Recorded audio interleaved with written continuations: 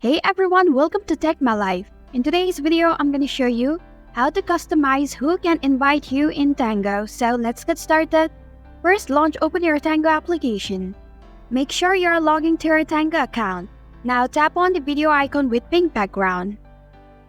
Tap on the gear icon which is right above hashtag icon. There you can find who can invite me option. If you choose anyone, anyone can invite you. If you choose friends, only your friends can invite you. If you choose no one will be able to invite you. Choose any one of the options that you prefer. And this is how you can customize who can invite you in Tango.